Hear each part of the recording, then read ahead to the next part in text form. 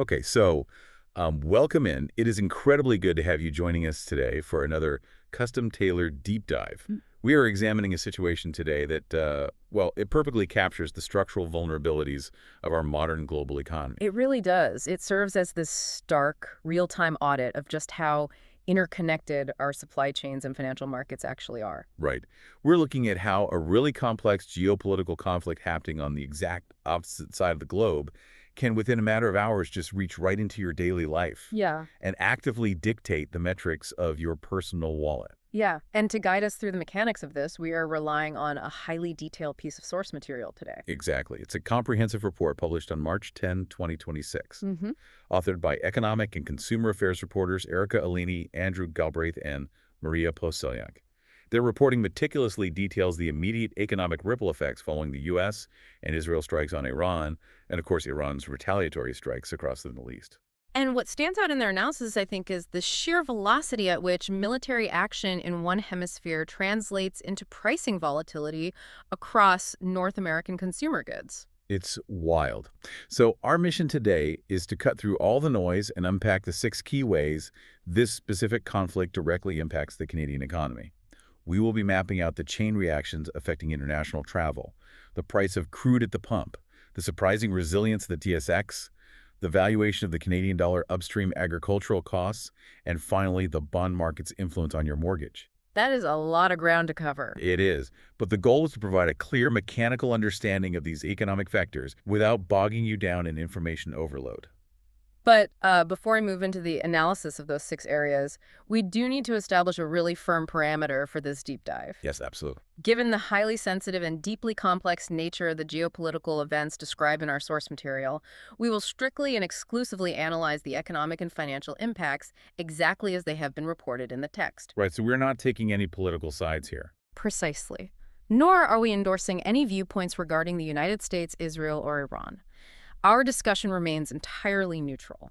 We are focused solely on conveying the factual economic consequences and consumer impacts that the reporters outlined. Okay, let's unpack this. The first wave of economic impact hits our logistics networks, specifically shuttered airspace and the ensuing travel disruptions. The reporting notes major transit hubs, we're talking Dubai, Abu Dhabi, Doha, are severely impacted. And looking at the mechanics of global aviation, these aren't merely destination airports. They operate as critical central arteries for international transit. They're massive hubs. Exactly. When you disrupt the airspace over the Arabian Peninsula, you effectively sever some of the most efficient flight paths connecting Asia, Europe, Africa, and North America. The ripple effect is just immediate. Right. We aren't just talking about a few delayed passenger routes. We are looking at massive disruptions to global routing efficiency. And the timeline provided in the text really highlights just how abrupt this logistical bottleneck is. By Monday evening local time, the UAE had only managed to resume a highly limited number of flights, and they were explicitly prioritizing stranded passengers, While Qatar's airspace was entirely closed. which forces a massive operational pivot for domestic carriers. Air Canada enacted flexible rebooking policies, but the blunt reality hit Monday when they took to X to announce outright cancellations. Flights from Canada to Israel and Dubai were cut until March 22, targeting a March 23 resumption. Navigating that kind of operational chaos requires a close reading of federal travel advisories, because the government's risk assessment directly dictates the financial protections you actually have available as a traveler. Oh, that's a really good point. Yeah, Ottawa issued level 4 advisories, which means do not travel for Iran, Israel, the UAE, Qatar, Kuwait, and Bahrain. And alongside those, they issued level 3 advisories for destinations, including Saudi Arabia and Oman, which means avoid non-essential travel. Right. And the distinction between those levels is critical for anyone holding a ticket right now. The source material outlines a highly practical mechanic regarding trip cancellation or interruption insurance. Basically, a level 3 advisory is typically the exact threshold that triggers a policyholder's eligibility to file a claim.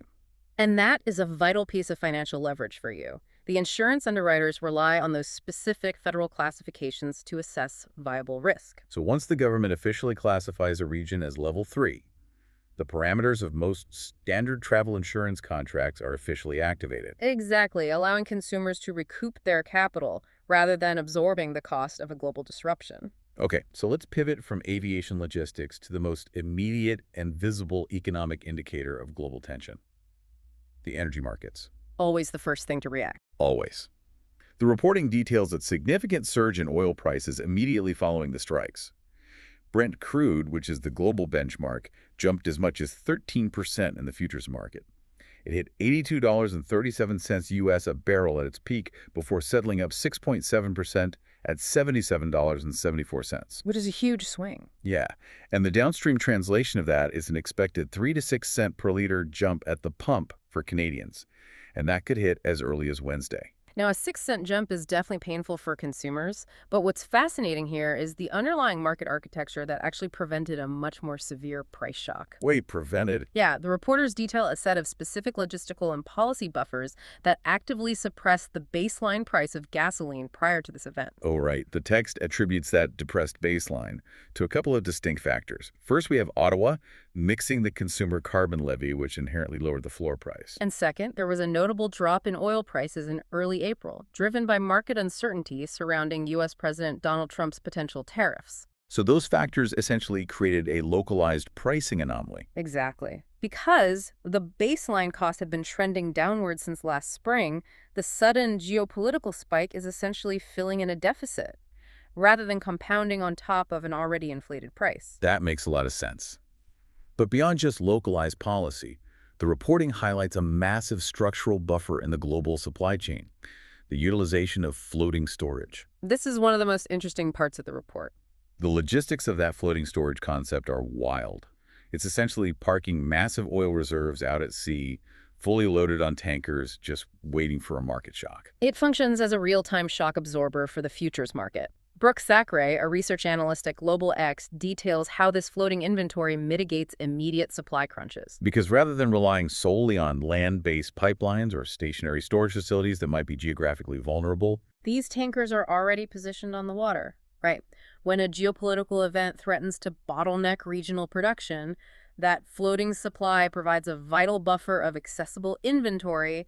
It effectively caps the initial panic pricing we might otherwise see on the trading floor. that is fascinating. Now, speaking of panic pricing, let's talk about the stock market.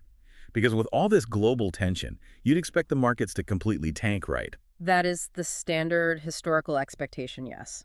A massive market sell-off. Yet the report highlights that both the S&P TSX Composite Index and the S&P 500 bounced back from early losses, and the TSX actually closed at a record high. A record high during a geopolitical crisis. It feels entirely backward. How does a regional conflict equate to a TSX boom? It seems counterintuitive until you analyze the specific composition of the Canadian equities market. The TSX is heavily weighted toward the energy and resource sectors. So the same surge in global crude prices that drives up costs at the gas pump? Simultaneously inflates the valuation of Canadian energy producers.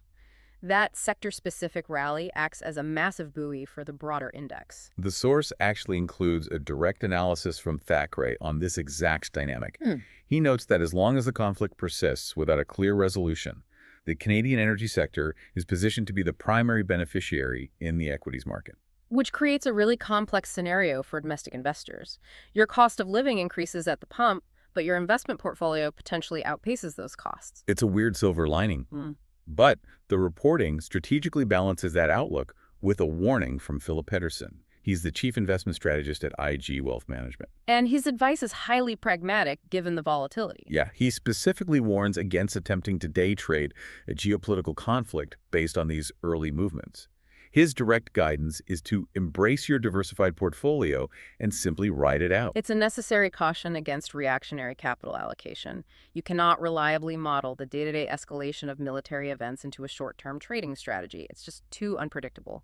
So tracing the impact of those energy markets to our currency reveals another really interesting dynamic. Usually, the historical correlation dictates that when crude spikes, the petrocurrency follows suit. High oil means a high loonie. That is the traditional textbook relationship. But despite the jump in oil, we saw a distinctly subdued loonie. It was hovering right around 73 cents US. So what does this all mean for the Canadian dollar? The reporting defines this as a delicate balancing act, a currency tug of war, if you will. The upward pressure from the energy markets is actively wrestling with the broader macroeconomic flight to safety.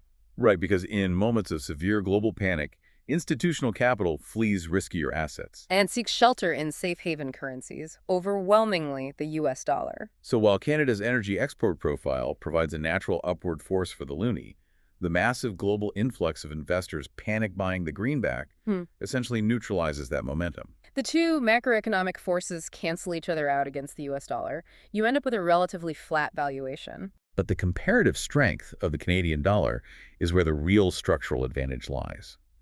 The text notes that against currencies heavily exposed to energy imports, specifically the euro and the yen, the loonie, actually appreciated. Because those economies lack the domestic energy production required to insulate themselves. When global oil spikes, their import costs skyrocket.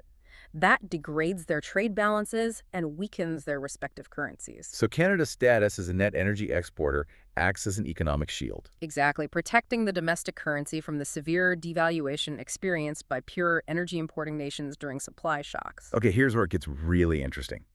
Moving from the macro markets into downstream consumer impacts.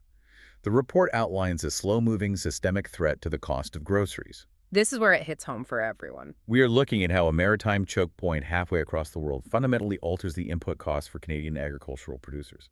This represents the transition from immediate market shocks to embedded supply chain inflation. The geographic focal point here is the Strait of Hormuz. That's the critical maritime thoroughfare situated between Iran and Oman. And the volume of global commerce relying on that specific waterway is staggering. The reporters drop some heavy stats here. 45% of global sulfur exports and 35% of urea shipments pass directly through that strait. And those two commodities, sulfur and urea, are the foundational inputs for agricultural fertilizer. If maritime traffic through the Strait of Hormuz is restricted or threatened, the shipping costs for those materials absolutely surge. Which initiates a brutal domino effect for the consumer. Restricted strait equals elevated shipping costs, which equals pricier fertilizer. And higher input costs for farmers mean it is significantly more expensive to yield crops. Those costs don't just evaporate. No, they are passed directly down the supply chain, resulting in renewed upward pressure on food prices at your local supermarket. Which is particularly concerning given the current economic climate in Canada. The text explicitly points out that food prices have remained a highly persistent sore point for consumers, even as other inflationary metrics have shown signs of cooling. So any localized supply chain bottleneck regarding urea shipments threatens to completely reverse that progress. It does. Now, the text does acknowledge a minor offset here, again tying back to our status as an energy exporter. Right, because the loonie appreciates against certain global currencies during these energy shocks, it can marginally lower the cost of imported goods. But the vulnerability of agricultural inputs seems to drastically outweigh that minor currency advantage. And the sticky inflation, whether it's driven by elevated crude or rising agricultural costs, bleeds directly into the bond market. Which brings us to the final and perhaps most critical economic vector we need to cover: interest rates and mortgages. This is where global geopolitics directly intersects with domestic housing costs. And this is your biggest potential expense. The text explains that persistent global inflation worries are prompting investors to push up bond yields. Let's really trace that mechanism, because understanding how investor anxiety dictates local lending rates is crucial. How exactly does the bond market alter the cost of a mortgage? Well, the bond market operates on future expectations. When institutional investors see a sustained threat of inflation-like pricier fertilizer and higher gas, they demand higher yields on government bonds to compensate for the diminishing future purchasing power of their returns. And those rising bond yields directly establish the cost of capital for Canadian financial institutions. Exactly. When a bank's internal borrowing costs increase in the bond market, they immediately pass those increased costs on to the consumer by raising the rates on fixed mortgages. So anyone looking at a fixed rate is entirely at the mercy of those bond yields. Yeah. But the variable rate market gets squeezed from a completely different angle. Variable mortgages are tied to the Bank of Canada's trend-setting policy rate. Correct. The market expectation had been that the central bank would lower its policy rate this year. But geopolitical supply shocks that drive up domestic consumer prices force the central bank to maintain a restrictive monetary stance. They simply cannot confidently pare back rates if they're actively fighting imported inflation from global energy and agricultural markets. Which creates a highly stressful environment for borrowers. But the reporting highlights a highly actionable defensive strategy from Ron Butler. He's the founder of Toronto-based Butler Mortgage. Yes, he took to X to explicitly caution mortgage shoppers against making panicked financial decisions based on short-term bond market gyrations. His guidance centers on a specific mechanical tool available to consumers, the rate hold. The 120-day pre-approval rate hold. It essentially functions as a zero-risk financial hedge against global I instability. love how they break this down. By securing a pre-approval lenders guarantee a specific mortgage rate for that set period of up to 120 days. So if the geopolitical conflict escalates, driving inflation higher and pushing bond yields up, the borrower is fully insulated for those 120 days. Their rate is completely locked. And the absolute beauty of the strategy is the lack of downside risk. If the conflict de-escalates, the supply chain normalizes, and rates fail to rise, the borrower simply lets the rate hold expire. It costs absolutely nothing to initiate, but provides absolute protection against sudden capital market shifts. It's a perfect example of leveraging the mechanics of the financial system to shield yourself from macro volatility. It is a vital tool for risk management in a really unpredictable economic environment. Okay, let's pull all these threads together. We started with a localized military conflict and traced a highly complex web of economic reactions directly impacting you, the Canadian consumer. We examined the massive logistical disruptions at key global transit hubs, forcing sudden operational pivots for airlines. We mapped the immediate spike in global crude, noting how localized policy and an armada of tankers holding floating storage prevented a more severe shock at the gas pump. We analyzed the structural composition of the TSX, exploring how the energy sector buoyed the broader market, while the Canadian dollar fought a macroeconomic tug-of-war against the U.S. greenback, ultimately flexing its strength against energy-reliant currencies. And finally, we tracked the long-tail systemic threats, how a potential maritime bottleneck in the Strait of Hormuz threatens agricultural input costs and downstream grocery inflation, and how those broad inflation fears squeeze the bond market, directly impacting the cost of local mortgages. It is a massive web of cause and effect. Making sense of these dense, highly technical economic vectors without the panic is exactly why we do this. Thank you so much for joining us and trusting us to unpack this vital reporting with you. And I want to leave you with one final thought to ponder. If a military conflict on the other side of the planet can so swiftly rewrite the cost of an everyday item like plant fertilizer, and subsequently the food on a Canadian dinner table, perhaps the true cost of our interconnected global economy isn't measured just in dollars. What do you mean by that? I mean, it's measured in an absolute fragile dependency on global peace. I invite you to look around your own home today and consider what other everyday necessities are quietly tethered to a maritime choke point thousands of miles away.